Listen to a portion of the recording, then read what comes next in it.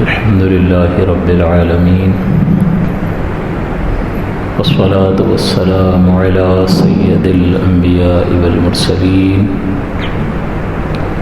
وعلى آله وأصحابه أجمعين أما بعد فأعوذ بالله من الشيطان الرجيم بسم الله الرحمن الرحيم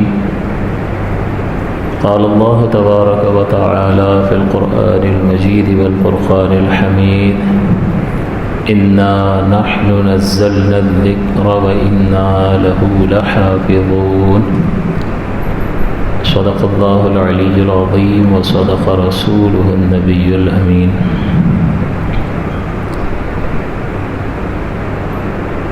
قرآن عظیم اللہ تبارک و تعالیٰ کا کلام ہے، اور اس بات کا ثبوت یہ ہے،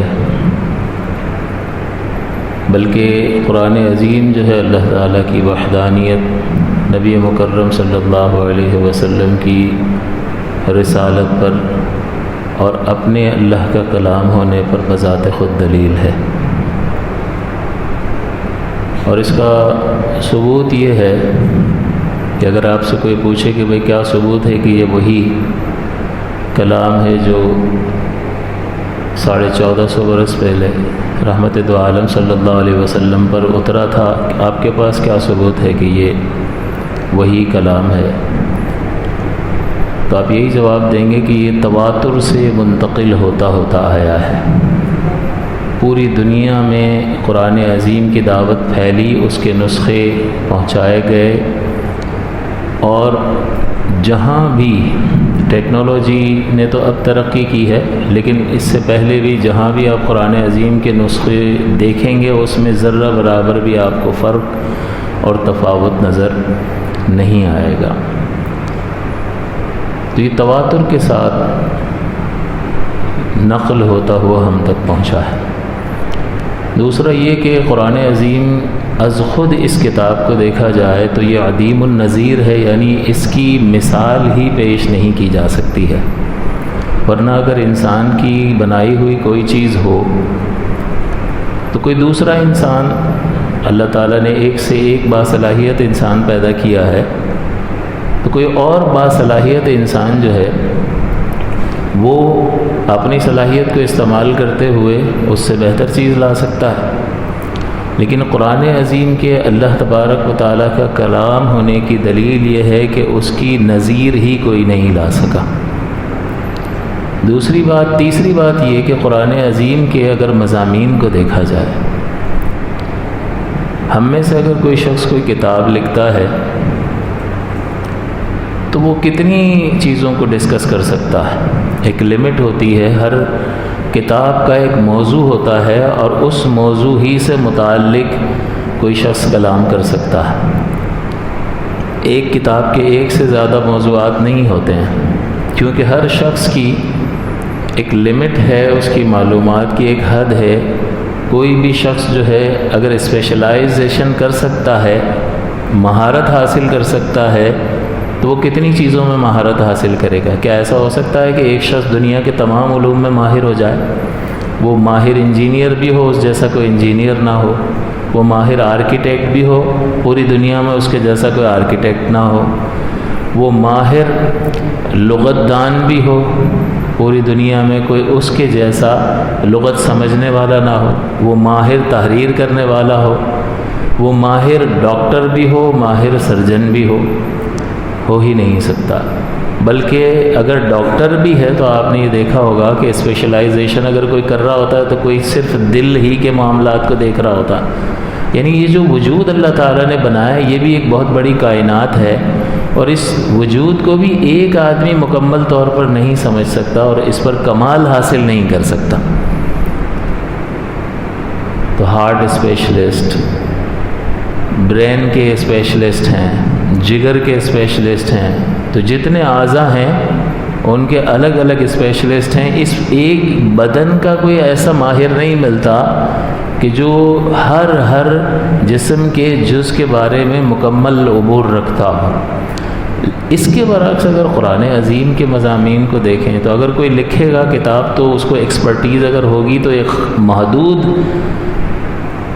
دائرے میں اس کی مہارت ہوگی، اور پھر بہرحال وہ انسان ہے، اس کی معلومات بھی لمیٹڈ ہے، اور وقت کے ساتھ ساتھ سوچ اور فکر میں تبدیلی آتی رہتی ہے۔ انسان کچھ سوچ اور فکر اور نظریے کا حامل ہوتا ہے، کچھ وقت گزرتا ہے تو خود ہی کہتا ہے یار یہاں پر میں غلط تھا اور اب میں نے اس کو ٹھیک کر لیا ہے۔ تو جیسے جیسے انسان ترقی کرتا ہے اس کی سوچ اور فکر میں بھی تبدیلی واقع ہوتی رہتی ہے۔ اس کے برعکس قرآن عظیم کے مضامین کو دیکھیں تو قرآن عظیم جو ہے وہ اللہ تعالیٰ کی توحید کو بھی بیان کرتا ہے، نبی کریم کی رسالت کو بھی بیان کرتا ہے۔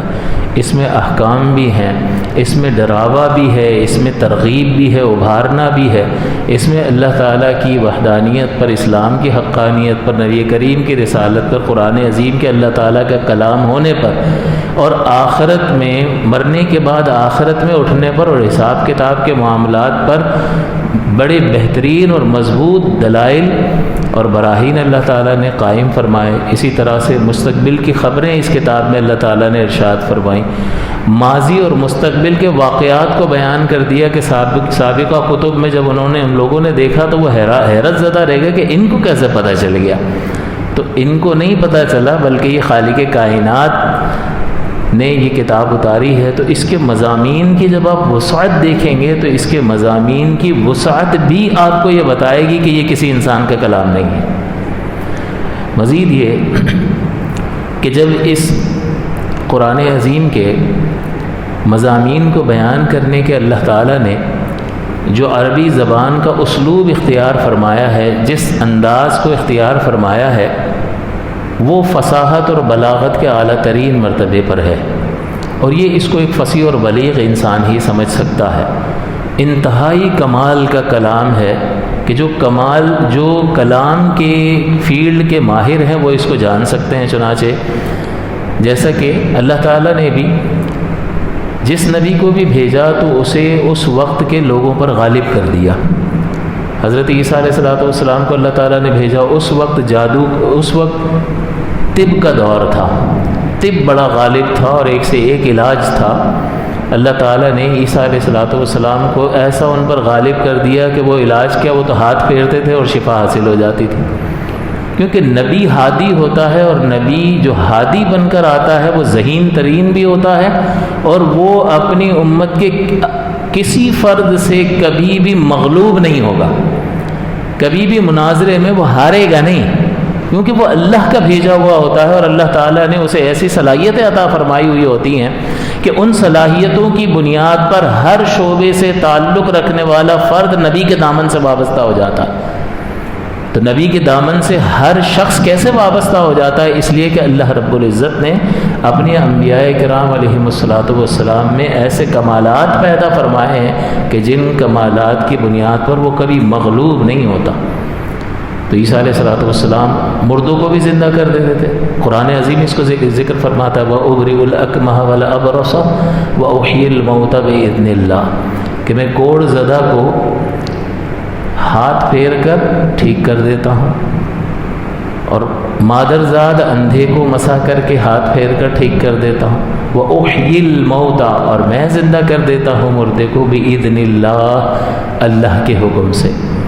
تو اللہ تعالیٰ نے اب کوئی کیسا ہی طبیب ہو عیسیٰ علیہ السلام کے دور کا، وہ حیران ہو جائے گا یعنی کہ ہم تو دوائی کھلا کے علاج کر رہے ہیں، ہاتھ پھیر رہے ہیں علاج کر رہے ہیں، اور ہم نے تو جتنا بھی علاج کیا اور جتنا بھی عروج حاصل کیا، مرے ہوئے شخص کو ہم نے کبھی زندہ نہیں کیا، یہ مردے زندہ کر رہے ہیں۔ 4 مردے حضرت عیسیٰ علیہ السلام نے زندہ فرمایا اللہ کے حکم سے۔ تو اللہ نے اپنے نبی کو غالب فرمایا۔ موسیٰ علیہ السلام کے دور میں غلبہ تھا جادو کا، تو اللہ تعالیٰ نے آپ کو ایسے معجزات عطا فرمائے کہ تمام جادوگروں پر آپ غالب آ گئے۔ وہ آپ کو واقعہ یاد ہے کہ جادوگروں نے رسیاں پھینکی اور موسیٰ علیہ السلام نے اپنا عصا مبارک ڈال دیا اور وہ اژدہا بن گیا اور ساری رسیوں کو نگل گیا۔ آپ اپنے بغل مبارک میں ہاتھ ڈالتے اور پھر نکالتے تھے تو چاند کی طرح چمکتا تھا ہاتھ، اور پھر دوبارہ ہاتھ ڈال کے نکالتے تھے تو وہی نارمل حالت پر آ جاتا۔ تو اللہ تعالیٰ نے اس وقت کے لوگوں پر اس وقت کے نبی کو غالب فرمایا۔ نبی کریم صلی اللہ علیہ وسلم کا دور انتہائی فصاحت اور بلاغت اور زبان اور بیان کی بلندی کا دور تھا، تو اللہ تعالیٰ نے کلام ایسا فرمایا کہ اس کلام کی معجزے کی وجہ سے سرکار دو عالم صلی اللہ علیہ وسلم سب پر غالب آئے۔ تو یہ وہ کلام مقدس ہے کہ یہ کفار جو ہے وہ سننے کے بعد، عرب کے ماہر فصیح اور بلیغ افراد سننے کے بعد وہ یہ کہتے تھے کہ یہ کسی بشر کا کلام نہیں ہے، ہم نے آج تک ایسا کلام نہیں سنا، اس میں شہد جیسی جو ہے وہ چاشنی ہے، تو ہم نے کبھی بھی اس طرح کا کوئی کلام سنا نہیں ہے۔ آپ غور فرمائیے کہ جب انسان کوئی تحریر کرتا ہے، کوئی بات لکھتا ہے، کوئی مضمون لکھتا ہے، تو وہ بار بار یہ لفظ نہیں، یار یہ اس کی جگہ یہ بہتر رہے گا، یہ جملہ یوں نہیں ہونا چاہیے، کاٹ دیا، یہ جملہ زیادہ بہتر رہے گا۔ پھر لکھنے کے بعد بھی اس کی نوک پلک کو ٹھیک کرتا ہے، اس کے بعد کسی ماہر کو چیک کراتا ہے، یار ذرا دیکھ لو اس کو، اس میں کوئی اگر غلطی نظر آئے تو مجھے بتا دینا۔ تو ایک انسان جو ہے کہ مضمون لکھتا ہے تو اس میں کتنی چیزوں کو درست کرتا ہے، یہ انسان کی کمزوری دیکھو۔ اور خالق کائنات نے جو قرآن عظیم اتارا اس میں ایک لفظ بھی ایسا نہیں ہے کہ اس لفظ کو ہٹا کر اس کے معنی کا کوئی دوسرا لفظ اس جگہ پر رکھ دیں تو وہ مفہوم حاصل ہو جائے جو خالق کائنات نے اس آیت میں بیان فرمایا ہے۔ قرآن عظیم میں اللہ تعالیٰ نے فرمایا، میں ایک مثال دے دوں آپ کو، کہ قرآن عظیم میں اللہ تعالیٰ نے فرمایا الہاکم التکاثر، کہ کثرت طلب نے ان کو غفلت میں ڈالے رکھا، حتی زرتم المقابر، یہاں تک کہ تم نے قبروں کا منہ دیکھ لیا۔ مال کی محبت نے اور مصروفیت نے اتنا غافل کیا کہ اللہ کو جاننے کی کوشش ہی نہیں، اس نے جو کلام اتارا اس کی طرف توجہ ہی نہیں، اور یہ وقت گزر گیا۔ وقت تو کسی کا انتظار نہیں کرتا، وہ گزر گیا۔ اللہ فرماتا ہے حتی زرتم المقابر، یہاں تک کہ تم نے قبروں کا منہ جا دیکھا۔ اب زرتم کا مطلب ہوتا ہے زیارت کرنا، دیکھ لینا، پہنچ جانا۔ اس کی جگہ جو ہے سکنتم بھی آ سکتا ہے، یہاں تک کہ تم نے رہائش اختیار کر لی قبروں میں، حتی سکنتم المقابر۔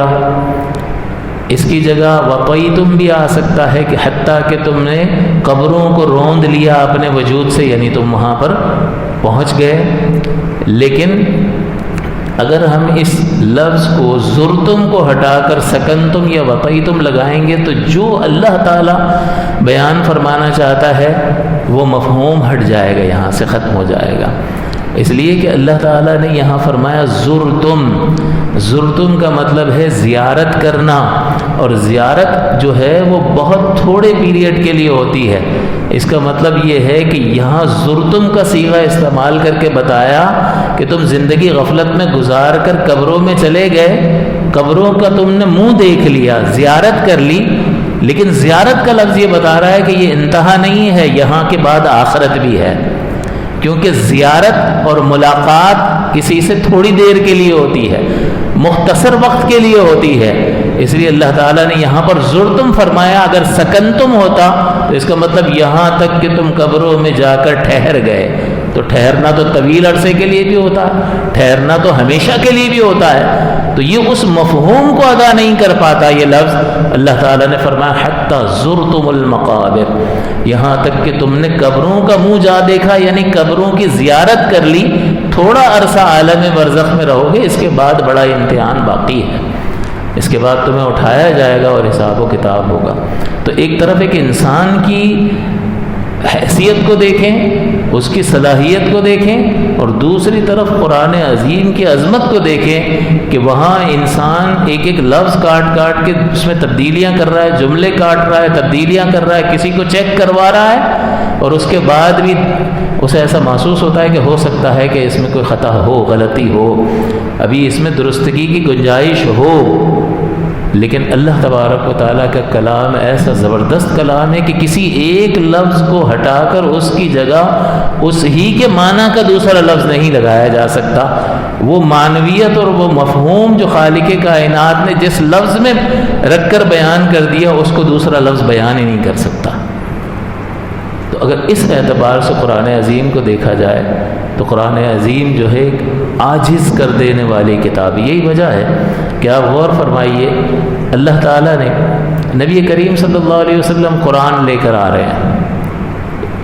اب آپ دیکھیے کہ یہ قرآن اللہ کا کلام ہے، تو انسان تو کمزور ہے، وہ تو غلطیاں کر رہا ہے. خالق کائنات نے ایسا قرآن اتار دیا کہ کوئی لفظ بدل نہیں سکتے. کون لا رہا ہے آپ کے پاس؟ نبی مکرم صلی اللہ علیہ وسلم فی البدی آپ کو یہ قرآن سنا رہے ہیں. نبی کریم کون ہیں؟ نہ کسی مدرسے میں پڑھے، امی ہیں آپ. کسی دنیاوی استاد سے تو آپ نے کوئی علم حاصل نہیں کیا. تو جس شخص نے کسی دنیاوی استاد سے کوئی علم حاصل نہیں کیا، وہ فی البدی آپ کو ایسا کلام سنا رہا ہے کہ کائنات کا کوئی شخص، بلکہ سارے مل بھی جائیں تو اس کا مقابلہ نہیں کر سکتے ہیں. تو کیا یہ اس عظیم کلام کے اللہ کا کلام ہونے کی دلیل نہیں ہے؟ تو جب ہم اس جہت سے قرآن عظیم کا گہرائی کے ساتھ مطالعہ کر کے اس کو سمجھنے کی کوشش کرتے ہیں، اس کتاب عظیم کی عظمت کو جاننے کی کوشش کرتے ہیں، تو ہمیں ایک اعتماد حاصل ہوتا ہے کہ ہم حق پر ہیں. ایسا نہیں ہے کہ ہمیں ابا نے بتا دیا کہ اللہ کا کلام ہے، ہم نے مان لیا. ہندو کو اس کے باپ نے بتا دیا گیتا خدا کی طرف سے آئی. ایسے بہت سارے لوگوں نے بنا رکھے ہیں نا، تو ان کو بھی پیچھے آبا و اجداد نے بتا رکھا ہے، انہوں نے سن رکھا ہے. لیکن آپ قرآن عظیم کو جب پرکھنے کی کوشش کریں گے، جب دیکھنے کی کوشش کریں گے، تو ہر عیب اور نقص سے اس کو مبرہ اور منزہ پائیں گے. تو یہ کتاب جو ہے خود آپ کو بتائے گی کہ یہ کسی بشر کا کلام نہیں ہے. اور یہ جاننے کے بعد ایک اعتماد اور یقین حاصل ہوتا ہے یا نہیں کہ میں حق پر ہوں، اور اس کے علاوہ جو کچھ بھی ہے وہ باطل ہے. مزید یہ کہ اللہ تبارک و تعالیٰ نے، آپ غور فرمائیے کہ دنیا میں کتنی کتابیں لکھی گئیں، بہت ساری آج موجود بھی نہیں ہیں، ان کا وجود تک ختم ہو گیا. لیکن قرآن عظیم ایسی کتاب ہے کہ جب سے نازل کی گئی ہے آج تک موجود ہے، اور جب تک اللہ تعالیٰ چاہے گا یہ موجود رہے گی. قرب قیامت سے پہلے اس کو اٹھا لیا جائے گا، اس کے حروف کو اٹھا لیا جائے گا. تو اس وقت تک یہ قرآن عظیم موجود رہے گا. اللہ تعالیٰ نے اس کی حفاظت کا وعدہ فرمایا، اِنَّا نَحْنُ نَزَّلْنَا الذِّكْرَ وَإِنَّا لَهُ لَحَافِظُونَ، کہ ہم ہی نے اس ذکر کو نازل کیا ہے، یعنی قرآن عظیم کو، اور ہم ہی اس کی حفاظت کرنے والے ہیں. اور کیسی حفاظت فرمائی کہ حیرت انگیز حفاظت ہے کہ لفظوں کی حفاظت بھی فرمائی کہ پوری دنیا کے قرآن عظیم منگا کر دیکھ لو، ایک زیر زبر کا فرق نظر نہیں آئے گا. اور یہ آج نہیں ہے کہ آج تو پرنٹنگ پریس میں چیزیں چھپ رہی ہیں، نیٹ آ گیا اور سافٹ کاپیز آ گئیں، تو ایک جیسا ہونا کوئی بعید نہیں ہے. یہ 1400 برس سے ایک جیسا ہے، پوری دنیا میں ایک جیسا ہے. سابقہ جتنے بھی نسخے جمع کریں گے آپ کو ایک جیسے ملیں گے، اور اس میں تبدیلی ہو ہی نہیں سکتی. ہاں وقتی تبدیلی اگر کوئی شرارت کرے یا مس پرنٹنگ ہو جائے تو یہ ہو سکتا ہے، لیکن جیسے ہی پڑھنے والے کے سامنے آئے گا تو وہ کیا کہے گا؟ غلطی ہے. جب غلطی پکڑی جائے گی تو صحیح ہو جائے گی یا نہیں؟ تو پرنٹنگ مسٹیک اگر ہوگی یا کوئی شرارت بھی کرے گا تو باقی نہیں رہے گی، جیسے نگاہوں سے گزرے گی وہ ختم کر دی جائے گی. اللہ نے اس طرح حفاظت فرمائی. اور مزید یہ کہ ہمارا چھوٹا سا بچہ اس پورے قرآن عظیم کو یاد کر لیتا ہے. ایک تو وہ ہے جو عربی بولنے والا ہے، اس کے لیے نسبتاً ہماری نسبت یاد کرنا آسان ہے، لیکن دنیا کے ہر خطے میں، گوشے میں مسلمان بستے ہیں اور مختلف زبانیں بول رہے ہیں. ایک چائنیز مسلمان بھی کا بچہ بھی یاد کر لیتا ہے، اردو بولنے والا، پنجابی بولنے والا، پشتو بولنے والا، دنیا جہاں کی زبانیں بولنے والا جس کی یہ عربی زبان نہیں ہے وہ اس قرآن عظیم کو یاد کر لیتا ہے. وَلَقَدْ يَسَّرْنَا الْقُرْآنَ لِلذِّكْرِ فَهَلْ مِن مُدَّكِرٍ، کہ ہم نے اس قرآن عظیم کو یاد کرنے کے لیے آسان بنا دیا ہے. تو بتاؤ اللہ تعالیٰ ہی ہے نا کہ جو لوگوں کے دلوں پر قابو رکھتا ہے اور ان کے دلوں میں اس کو جگہ دے دیتا ہے اور ان کے لیے یاد کرنا آسان ہو جاتا ہے. کسی دوسری زبان کو جس کو ہم سمجھتے نہ ہوں، جس کا ہمیں ترجمہ تک معلوم نہ ہو، جو حافظ ہوتے ہیں انہیں عربی تو نہیں آتی ہے، وہ ترجمہ تو نہیں کر سکتے ہیں، لیکن اس کے باوجود یاد کر لیتے ہیں یا نہیں؟ کوئی چائنیز کی کوئی کتاب یاد کر سکتا ہے؟ کوئی پشتو کی یاد کر لے، بولنے والا اردو کا ہو، یاد کر سکتا ہے؟ 4 صفحوں کا رسالہ دوسرے کی زبان کا یاد نہیں کر سکتا، بلکہ اپنی زبان کا بھی بعین ہی یاد کرنا بڑا مشکل ہوتا ہے۔ تو یہ کون حفاظت فرما رہا ہے؟ تو اللہ تعالیٰ نے لوگوں کے سینوں میں بھی اس کو محفوظ فرمایا اور اس کے ذریعے سے اس کی حفاظت فرمائی، اور اس کے لفظوں کو مصاحف میں بھی، مصحف میں بھی، یعنی کتابی شکل میں بھی اللہ تعالیٰ نے محفوظ فرمایا، اس لیے کہ قیامت تک اس کو باقی رہنا ہے۔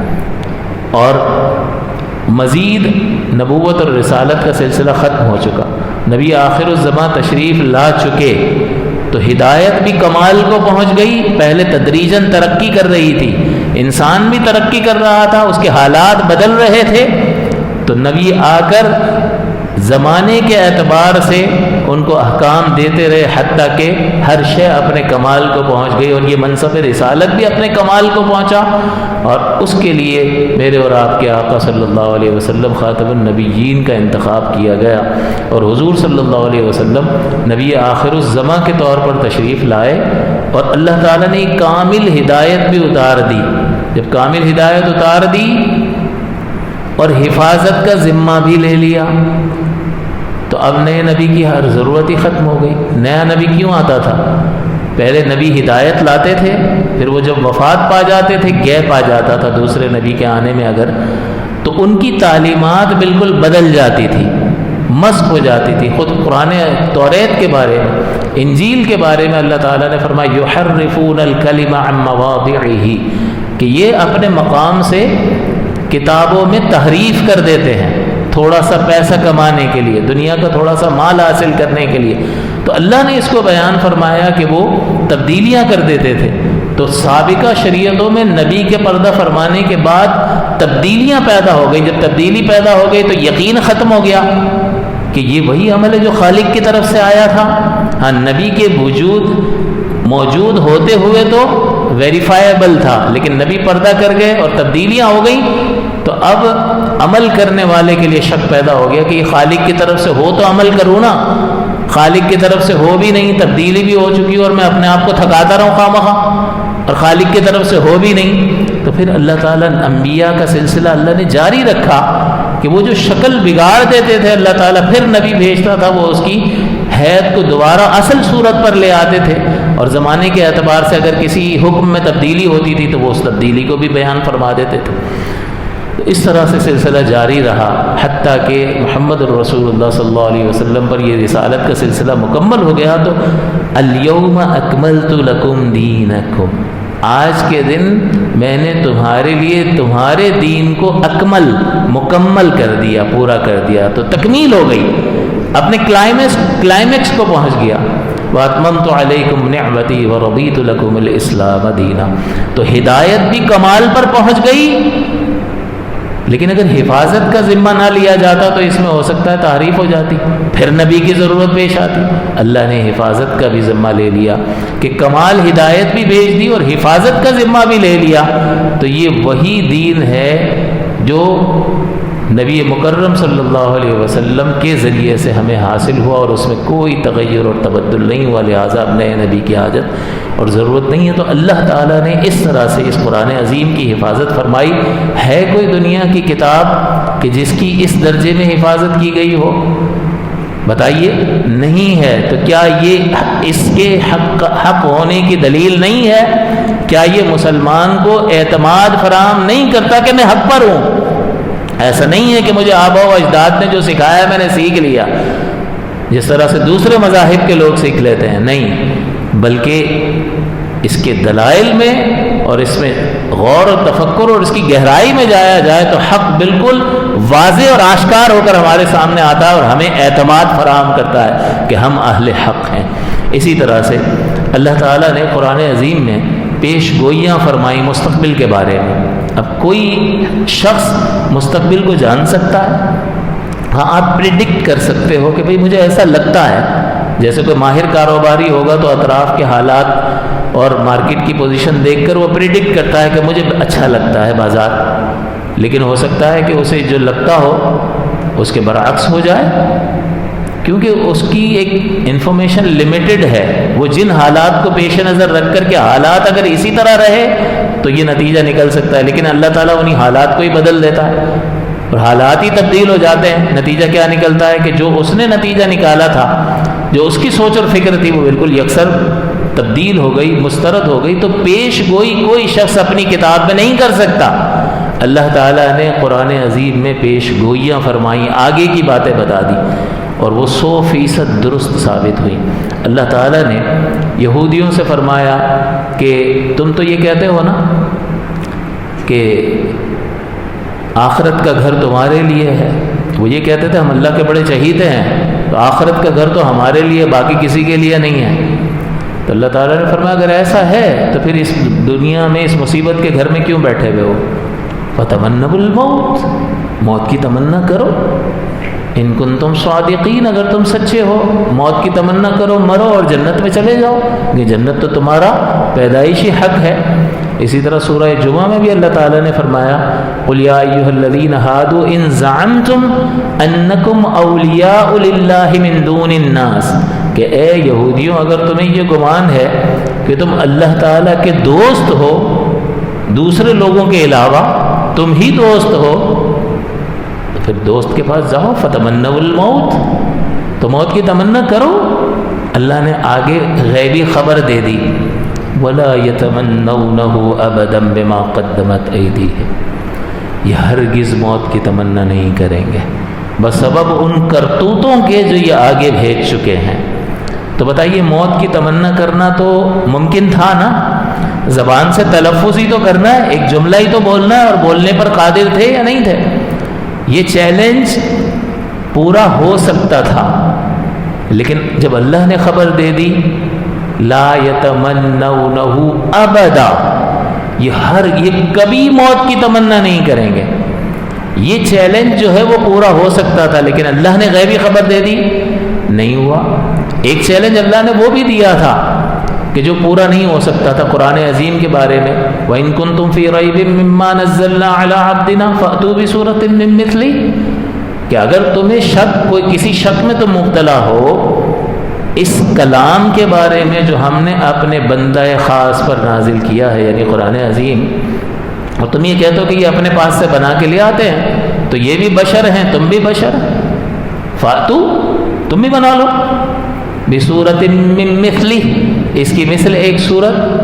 اور اگر تمہارے اندر صلاحیت نہیں ہے وَادْعُوا شُهَدَاءَكُم مِّن دُونِ اللَّهِ، اللہ کے سوا جس کو بھی لانا چاہتے ہو جمع کر لو پوری انسانیت کو، جس بھی ماہر کو لانا چاہتے ہو سب کو بٹھا لو، سب مل کر کوشش کر لو. ان کنتم صادقین، اگر تم اپنے اس دعوے میں سچے ہو. لیکن کیا ہوا؟ یہ تو کر ہی نہیں سکتے تھے. خالق کے کلام کے تک مخلوق کا کلام کیسے پہنچ سکتا؟ تو اللہ تعالیٰ نے فرمایا کہ فَإِن لَمْ تَفْعَلُوا، اگر نہ کر سکو، وَلَن تَفْعَلُوا، ہرگز کر بھی نہیں سکو گے. غیبی خبر دی. آج تک اس چیلنج کو کوئی پورا نہیں کر سکا. اسلام کو 1400-1500 برس ہونے لگے، قرآن عظیم کے نزول کو. علوم و فنون کی ترقی اپنے عروج پر پہنچ گئی، ٹیکنالوجی کی ترقی اپنے عروج کو پہنچ گئی. اے آئی کے ذریعے بنا لو، آرٹیفیشل انٹیلیجنس کے ذریعے بنا لو، اور مسلمانوں کے دشمن کی کثرت ہے، کوئی کمی نہیں ہے، لیکن اس کے باوجود آج تک اس چیلنج کو کوئی پورا نہیں کر سکا. یہ قرآن عظیم کی حقانیت کی دلیل ہے یا نہیں ہے؟ تو یہ چیلنج تو پورا ہو ہی نہیں سکتا تھا. تو اللہ نے فرمایا، اور اللہ تعالیٰ اس چیلنج کو کم کرتا رہا ہے، پورا قرآن بنا کر لے آؤ. اللہ نے فرمایا ہرگز نہیں لا سکو گے. غیبی خبر ہے یا نہیں؟ تو غیبی خبر پوری ہوئی یا نہیں ہوئی؟ کوئی نہیں لا سکا. ان کنتم صادقین، اگر تم سچے ہو. پھر فرمایا چلو پورا نہیں لاتے ہو 10 صورتیں بنا کر لے آؤ. نہیں لا سکے. چلو ایک صورت بنا کے لے آؤ، اس جیسی ایک صورت بنا کر لے آؤ. پھر اور کم کر دیا، فرمائے اس قرآن عظیم کی ایک آیت جیسی ایک آیت تم بنا کے لا کے دکھا دو. لیکن یہ ایسا چیلنج ہے کہ یہ پورا ہو ہی نہیں سکتا. میں نے آپ کو انسان کی کمزوری کہ وہ بار بار مٹاتا ہے، نئے نئے لفظ لاتا ہے، جملے کاٹتا ہے، لوگوں کو چیک کرواتا ہے، یہ خالق کا مقابلہ کرے گا، یہ اس کے کلام کا مقابلہ کرے گا؟ یہ ہو ہی نہیں سکتا، بنا ہی نہیں سکتا، لہذا آج تک نہ ہو سکا۔ لیکن یہ چیلنج جو اللہ تعالیٰ نے فرمایا فتمنوا الموت، موت کی تمنا کرو، تو صرف منہ سے تلفظ ہی تو کرنا تھا، صرف زبان ہی تو چلانی تھی، اللہ مجھے موت دے دے بس، تاکہ میں تیرا چہیتا ہوں جنت میں چلا جاؤں۔ تو تلفظ زبانوں پہ تالے تو نہیں پڑ گئے تھے، بولنا تو آتا تھا نا، لیکن اللہ تعالیٰ قادر مطلق ہے، اس نے فرما دیا نہیں کریں گے تو نہیں کریں گے۔ تو بتائیے یہ پیش گوئی پوری ہوئی۔ حضرت ابن عباس فرماتے ہیں کہ اگر ان میں سے کوئی بھی شخص موت کی تمنا کرتا تو ان میں کا ایک بھی روئے زمین پر سلامت نہ بچتا۔ اور ان کو معلوم تھا، یہ جانتے تھے، بلکہ یہ جب آپس میں اپنی میٹنگز میں ملاقات کرتے تھے تو ایک دوسرے سے پوچھتے تھے کہ یہ جو دلیلیں اور یہ جو نشانیاں ہیں، یہ نشانیاں وہی نہیں ہیں جو ہماری کتاب میں ہیں کہ ایک نبی آنے والا ہے اور جس خصوصیات کا یہ شخص ہے، یعنی نبی آخر الزمان صلی اللہ علیہ وسلم، وہ ساری خوبیاں ان میں نہیں ہیں۔ تو اپنی پرائیویٹ میٹنگز میں یہ لوگ پوچھتے تھے ہوا کیا یہ وہی ہے؟ تو جواب دینے والا کہتا ہوا یہ وہی ہے۔ لیکن عناد اور تکبر اور میں نہ مانوں، اور ان کے جو بڑے تھے ان کو تو بڑے بڑے تحائف حاصل ہو رہے تھے، ساری قوم ان کی یہودی قوم، یہودی پادری، اور ان کا جو بڑا تھا اس کا یہ لیڈر تھا، سارے نذرانے اس کو مل رہے تھے۔ اسی طرح عیسائی کو سارے پادری کو نذرانے مل رہے تھے۔ وہ اگر حضور کو مان لے تو وہ تو ایک عام امتی کی حیثیت اس کی ہو جائے، اور سارے اس کے مرید بھی اسی طرف چلے جائیں تو یہ تو ان کے جیسا عام آدمی ہو جائے گا۔ تو یہ منصب کون چھوڑے گا؟ تو یہ منصب تو کوئی نہیں چھوڑے گا، لیکن دنیاوی چند ٹکوں کے لالچ نے ان کو ہلاک اور تباہ کر دیا۔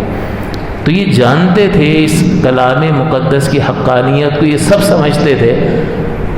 تو اسی لیے کہا کہ اگر یہ ایک بھی تمنا کرتا، منع کر دیا ان کے بڑوں نے کہ خبردار کوئی تمنا نہ کرے، اس چیلنج کو قبول نہ کرے ورنہ سب مارے جاؤ گے۔ اس چیلنج کو ان کے اپنوں نے کہہ دیا کہ کوئی قبول نہ کرے ورنہ سب کے سب مارے جاؤ گے۔ اس کا مطلب یہ لوگ قرآن عظیم کی حقانیت کے قائل تھے، حضور صلی اللہ علیہ وسلم کی رسالت کو یہ سمجھ گئے تھے کہ یہ وہی رسول ہیں کہ جن کی رسالت کی خبر ہماری کتابوں میں دی گئی ہے۔ اسی طرح اللہ تعالیٰ نے جب تحویل قبلہ تبدیل ہوا، پہلا ہم اس طرف کر کے پڑھ رہے تھے، پھر بالکل اس طرف ہو گیا، جسٹ اپوزٹ بیت المقدس اور یہ خانہ کعبہ۔ تو جب یہ تحویل قبلہ ہوا تو اللہ تعالیٰ نے غیبی خبر دی قرآن عظیم میں، فرمایا سیقول السفہاء من الناس، کہ ان قریب بے وقوف لوگ اعتراض کریں گے، یعنی یہودی، ما ولاہم عن قبلتہم التی کانوا علیہا، کہ ان مسلمانوں کو ان جس قبلے پر یہ پہلے تھے، کس چیز نے ان کے اس قبلے سے پھیر دیا؟ کس چیز نے پھیر دیا؟ تو اللہ تعالیٰ نے فرمایا یہ اعتراض کریں گے۔ تو یہ میٹنگ کر لیتے اور سب بیٹھ جاتے اور طے کر لیتے کہ بھئی خبردار کوئی اعتراض نہ کرے، تاکہ ہم اللہ کے اس کلام کو معاذ اللہ جھوٹا ثابت کر سکیں کہ دیکھو تمہارا قرآن تو کہہ رہا تھا کہ اعتراض کریں گے، ہم نے تو نہیں کیا۔ لیکن جب اللہ نے فرما دیا سیقولو، سین یہاں پر ان قریب کے معنی میں ہے، اور یقولو کا مطلب ہے کہیں گے، سیقولو ان قریب کہیں گے، اعتراض کریں گے، سفہاء بے وقوف لوگ۔ اللہ نے ان کو بے وقوف قرار دیا کہ تم اگر بیت المقدس کی طرف رخ کر کے نماز پڑھ رہے ہو یا عبادت کر رہے ہو، تم کو کس نے بتایا اس طرف رخ کرنا ہے؟ اللہ نے۔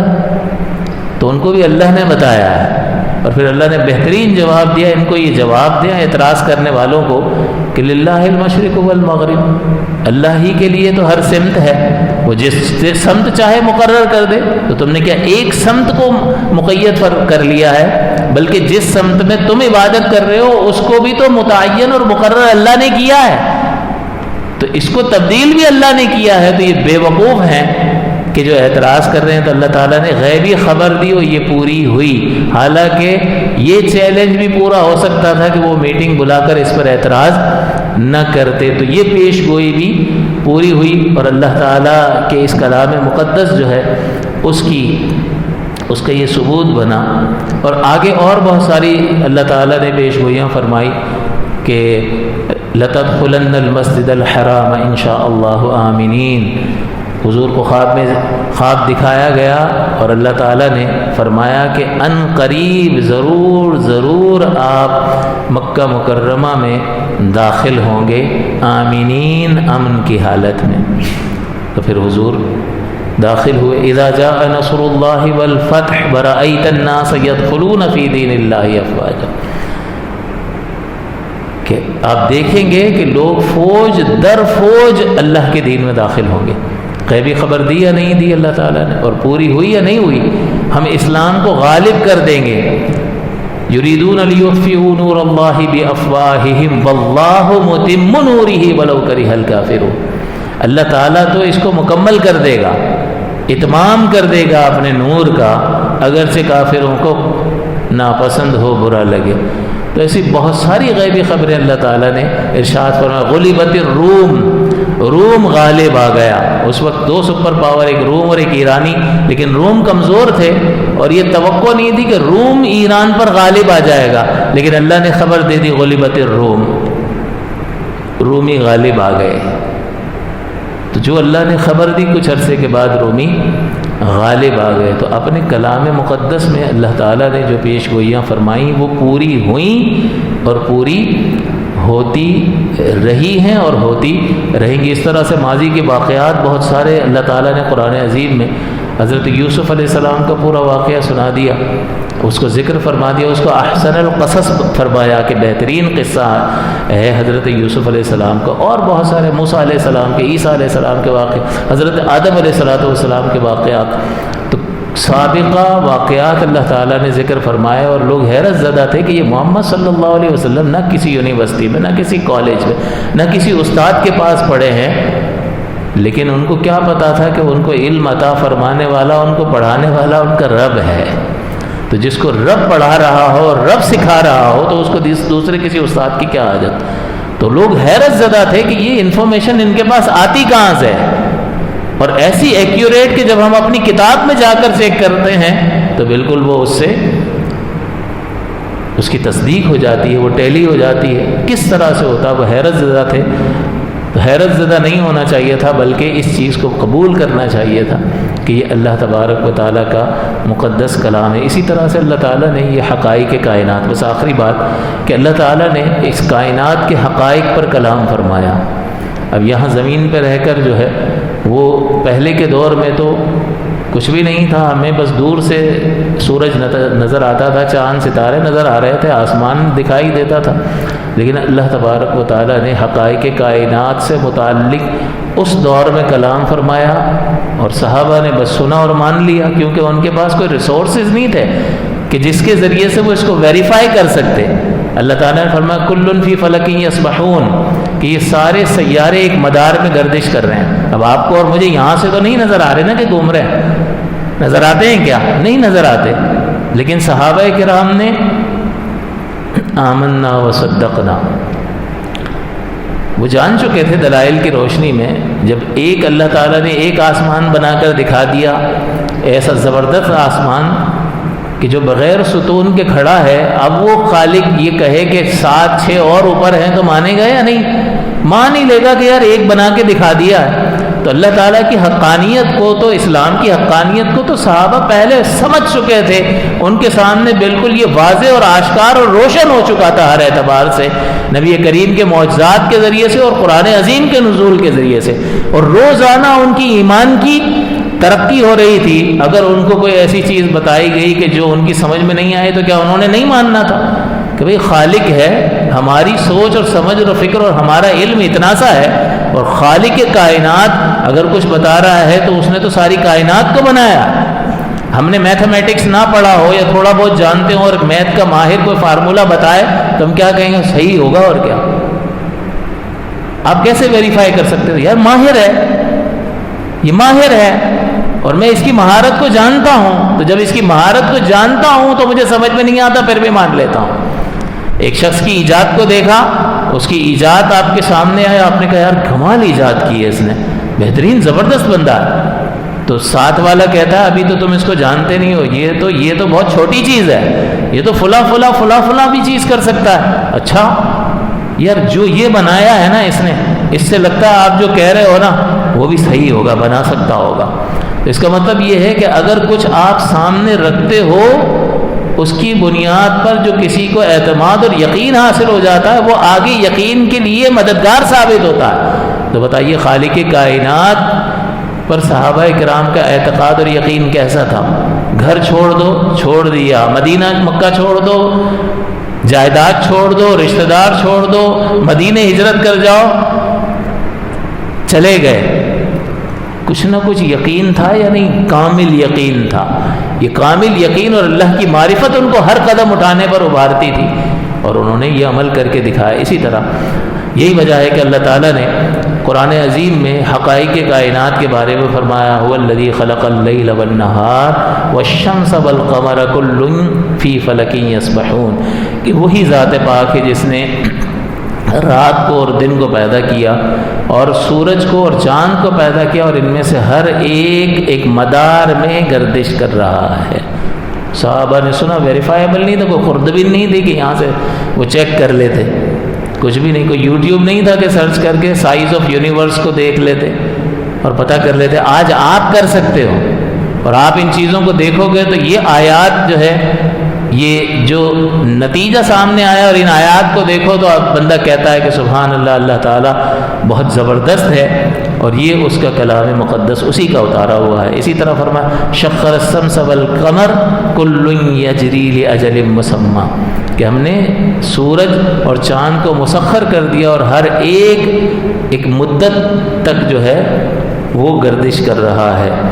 اور مزید فرمایا کہ والشمس تجری لمستقر لها، سورج جو ہے والشمس تجری، ایک جاری ہے، گھوم رہا ہے، لمستقر لها، اس مدار میں جو اس کے لیے مقرر کیا گیا ہے. سورج کتنا بڑا ہے، سورج کتنا گرم ہے، تو وہ ذات کیسی ہوگی جس کا حکم اس سورج پہ چلتا ہوگا. والشمس تجری لمستقر لها، اللہ حقائق کائنات کو بیان کر رہا ہے کہ سورج جو ہے ایک مدار میں گھوم رہا ہے. اس کا مطلب یہ انفارمیشن کہ گھوم رہا ہے. دوسری انفارمیشن یہ ہے کہ یہ ایک مدار میں گھوم رہا ہے، اس کا مطلب یہ ادھر ادھر نہیں ہوتا ہے، یہ اپنی فریکوینسی چینج نہیں کرتا ہے. لمستقر لها، کس نے یہ مستقر، یہ مدار اس کے لیے مقرر کس نے کیا ہے؟ کون ایسا ہے جو اس پر غالب ہے؟ تو فرمایا ذالک تقدیر العزیز العلیم، کہ یہ جو مدار اس کے لیے مقرر کیا ہے اور اس کا جس ذات اقدس کا اس پر حکم چل رہا ہے وہ ذات علیم بھی ہے اور عزیز بھی ہے. عزیز کا مطلب غلبہ، اس کے اوپر کنٹرول کسی چیز پر ہونا، اس کو کہتے ہیں عزیز، غالب ہونا. تو اللہ تعالیٰ فرماتا ہے میں غالب ہوں، ہر ایک شے میرا حکم مانتی ہے. اچھا جی، کنٹرول تو آپ کا بھی ہوتا ہے بہت ساری چیزوں پر. آپ گاڑی چلاتے ہو تو ایکسیلیٹر آپ کے ہاتھ میں ہوتا ہے، تو آپ عزیز ہوتے ہو، آپ غالب ہوتے ہو. آپ تیز چلاؤ، سلو چلاؤ، ہوتے ہو یا نہیں؟ لیکن جب ایبسلیوٹ پاور آتا ہے، لیکن اس کے باوجود، اس غلبے کے باوجود غلطیاں تو کرتے ہو، ایکسیڈنٹ تو ہوتا ہے. لیکن اللہ تعالیٰ نے جو یہ اس کا مستقر مقرر کر دیا اپنے غلبے کی وجہ سے کہ سورج اس مدار میں گردش کرنی ہے تجھے، فرمایا علیم نے حکم دیا ہے، غالب بھی ہے اور علم والا بھی ہے، پوری کیلکولیشن کے ساتھ حکم دیا ہے. مجال ہے کہ یہ کسی دوسرے سیارے سے ٹکرا جائے. ذالک تقدیر العزیز العلیم. یہاں دو صفات کا ذکر فرمایا، صفات کمال کا، کہ یہ غالب ذات اقدس نے حکم دیا ہے کہ ہر ایک اس کے دست قدرت میں ہے، اس کے قبضے میں ہے، اس کے حکم کا تابع اور فرمانبردار ہے. اور مجال ہے کہ اس نے جو کیلکولیشن کی ہو اس میں ذرہ برابر بھی کوئی فرق پڑ جائے، کیونکہ اس کا علم کامل ہے. میرا علم ناقص ہے، میرے علم میں ہمارے اور آپ کے علم میں خطا ہے، اور ہمارا علم پہلے نہیں تھا، بعد میں پیدا ہوا، مسبوق بالجہل ہے، کہ پہلے جہالت تھی اور پھر علم حاصل ہو گیا. لیکن اللہ تعالی ہمیشہ سے یہ صفت علم اس کی ذات اقدس کے ساتھ قائم ہے. اور اللہ تعالیٰ فرماتا ہے للشمس ينبغي لها ان تدرك القمر وللليل سابق النهار. تو اللہ حقیقت کائنات کو بیان کر رہا ہے. تو اس وقت ویریفائیبل نہیں تھا، لیکن آج سائنس اس کو پروو کر رہی ہے. تو آج جو ہے قرآن عظیم کی حقانیت کو ان حقائق کی روشنی میں جاننا بہت زیادہ آسان ہو گیا، اور قرآن عظیم کو آج ماننا نسبتاً بہت زیادہ آسان ہو گیا کہ ایک بٹن دباؤ، ریسورسز ایسے ہیں کہ بٹن دباؤ اور انسان ان حقائق کو دیکھ لیتا ہے۔ تو 1400 برس پہلے، 1500 برس پہلے یہ حقائق جب کوئی آلات ہی نہیں تھے کیسے بیان ہو رہے ہیں؟ یہ ایسے بیان ہو رہے ہیں کہ یہ وہ بیان کر رہا ہے جس نے اس پوری دنیا کو تخلیق فرمایا ہے۔ اس پوری دنیا کی جو تخلیق جس نے فرمائی اور اس میں ربط اور تعلق جس ذات اقدس نے قائم فرمایا وہ بیان کر رہا ہے۔ تم نے تو ابھی پتہ لگا لیا، تم نے بنایا نہیں ہے، تم نے پتہ لگا لیا کہ یہ چیز اس طرح سے ہے۔ اللہ وہ ہے جس نے اس کو بنایا ہے، وہ خبر ارشاد فرما رہا ہے۔ چنانچہ مزید فرمایا کہ للشمس ينبغي لها ان تدرك القمر ولا الليل سابق النهار، کہ سورج کی یہ مجال نہیں ہے کہ وہ چاند کو پکڑ لے، چاند رفتار میں آگے ہی چلے گا، سورج اس کے پیچھے جائے گا۔ جا کے مطالعہ کر لو، آپ کو پتہ چل جائے گا اللہ تعالیٰ نے اس حقیقت سے جو پردہ اٹھایا ہے بالکل حقیقت پر مبنی ہے۔ 1500 سال پہلے حضور علیہ السلام کو کیسے پتہ چل گیا؟ اللہ نے اتارا ہے۔ حقانیت کی دلیل ہے یا نہیں ہے کلام عظیم کی؟ آج سائنس اور ٹیکنالوجی اس کی حقانیت کو ثابت کر رہی ہے۔ للشمس ينبغي لها ان تدرك القمر ولا الليل سابق النهار، اور رات کی بھی یہ مجال نہیں ہے کہ وہ دن سے آگے بڑھ جائے۔ تو نہ سورج کی یہ جرأت ہے کہ چاند سے، تو ایک تو یہ کہ اللہ کا غلبہ اور اس کی عظمت کا پتہ چل رہا ہے، لیکن ہم اس اعتبار سے قرآن عظیم کی ان آیات کو دیکھ رہے ہیں کہ اللہ تعالیٰ نے ان حقائق کائنات کو بیان فرمایا، اس وقت ویریفائیبل نہیں تھا۔ آج آپ ویریفائی کر کے دیکھو تو بالکل من عن وہی آپ کو نظر آتا ہے، اور بندہ حیران رہ جاتا ہے کہ اس پسماندہ دور میں یہ انفارمیشن اتارنے والی ذات یقیناً بڑی عظمت والی ذات ہے، اور یہ کلام مقدس جو یہ خبریں ارشاد فرما رہا ہے یقیناً یہ اللہ رب العزت کا کلام ہے۔ آخری بات اللہ تعالیٰ قرآن عظیم میں فرماتا ہے، ایک اور حقیقت سے پردہ اٹھایا، یخلقکم فی بطون امہاتکم خلقا من بعد خلق فی ظلمات ثلاث۔ اللہ تعالیٰ نے فرمایا کہ یہ جو ماں کے پیٹ میں جو بچہ پرورش پاتا ہے یہ 3 پردوں میں پرورش پاتا ہے۔ یخلقکم فی بطون امہاتکم، کہ اللہ تعالیٰ تخلیق کرتا ہے تمہیں تمہاری ماؤں کے پیٹوں میں، خلقا من بعد خلق، ایک حالت سے دوسری حالت میں بدلتے ہوئے، کہ پہلے مادہ منویہ منی کا ایک قطرہ ہے، پھر وہ خون میں تبدیل ہو گیا، پھر وہ گوشت کا لوتھڑا بن گیا، پھر وہ گوشت کا لوتھڑا اس سے اللہ تعالیٰ نے ہڈیوں کا ڈھانچہ پورا تیار کر دیا، اور پھر فرمایا ثم نکسوها لحما، کہ ہم ہڈی کا ڈھانچہ بنانے کے بعد اس کو گوشت پہنا دیتے ہیں، اور پھر اس میں اپنی جانب سے روح پھونک دیتے ہیں۔ جب تک روح نہیں پھونکی تھی یہ گوشت پوشت اور ہڈی کا ایک بے جان جسم تھا، لیکن جیسے ہی روح پھونکتی تو گویا کہ کرنٹ آ گیا، دل دھڑکنے لگ گیا اور یہ حرکت کرنے لگ گیا۔ تو اللہ تعالیٰ فرماتا ہے کہ اسے مختلف مراحل سے ہم ماں کے پیٹ میں جو تخلیق دے رہے ہیں، فی ظلمات ثلاث، وہ 3 اندھیروں میں ہم اس کی پرورش کر رہے ہیں، 3 ظلمتوں میں۔